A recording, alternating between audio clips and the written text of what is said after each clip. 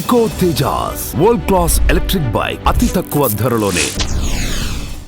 ఏడాదికి ₹1,00,00,000 జీతం అంటే నెలకు 8 లక్షల పైనే. ఇలాంటి ఉద్యోగాన్ని ఎవరైనా ఉన్నపళంగా వదిలేస్తారా? కానీ అతను మాత్రం వదిలేశాడే.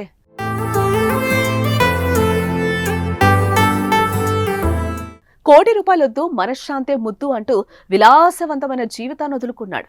నిజానికి అతను తలుచుకుంటే చుట్టూ అందమైన ప్రపంచం, కావలసిన డబ్బులు, లగ్జరీ కార్లు, విలాసవంతమైన జీవితం, కానీ అవి ఏవీ అతను కొద్దునుకున్నాడు. ఇందుకు ఆయన ఎవరు? ఏడాదికి ₹1,00,00,000 జీతం ఎందుకు వదులుకున్నాడు? Watch this. 30 ఏళ్ల వరుణ్ బెంగళూరులోని ఒక MNC కంపెనీలో ఇంజనీర్. కోటి జీతంతో విలాసాల జీవితమే గడిపేవాడు. కానీ ఎప్పుడు టార్గెట్ల వెనక పరుగు, ఏ సరదా లేదు. కొన్నేళ్లకే విసిగిపోయాడు. చేస్తున్న పనికి ఒక ఏడాది విరామం ప్రకటించాలి అనుకున్నాడు. గట్టిగా ప్రయత్నిస్తే అతడికున్న అనుభవం, ప్రతిభతో మెరుగైన జీతంతో వేరే చోట కొలువు దక్కేదే. కానీ తనకి కావాల్సింది మార్పు, మానసిక సంతోషం. అందుకే మనసులోని బాధంతా బ్రేక్ చేసుకోవాలని అనుకున్నాడు.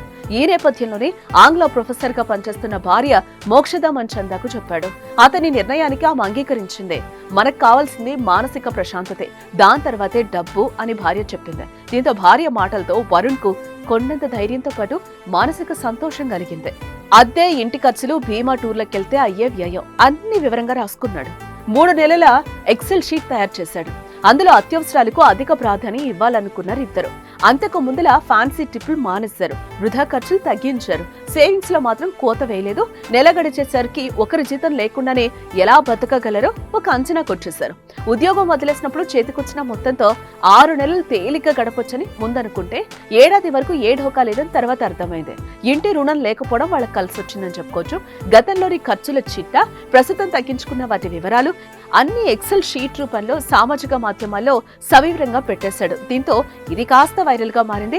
ఉద్యోగం కోల్పోయిన వాళ్ళు, పింక్ స్లిప్లు అందుకుంటున్న వాళ్ళు, లే ఆఫ్ల బారిన పడుతున్న వాళ్ళు, మేం కష్టాల్లో ఉంటే ఎలా బయటపడొచ్చో మాకు ఓ దారి చూపించవా అంటూ మెచ్చుకుంటున్నారు.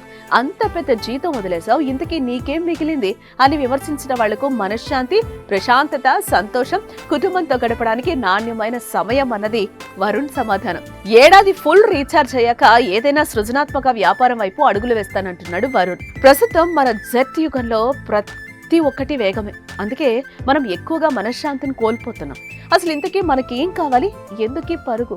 బంధాలను, బంధుత్వాలను, కుటుంబాలను దూరం పెట్టి మనశ్శాంతి లేకుండా డబ్బులు సంపాదించి జీవితంలో అన్ని కోల్పోతున్న వారికి విజయ నిర్ణయం మార్గదర్శిగా నిలవాలని పలువురు కామెంట్స్ చేస్తున్నారు.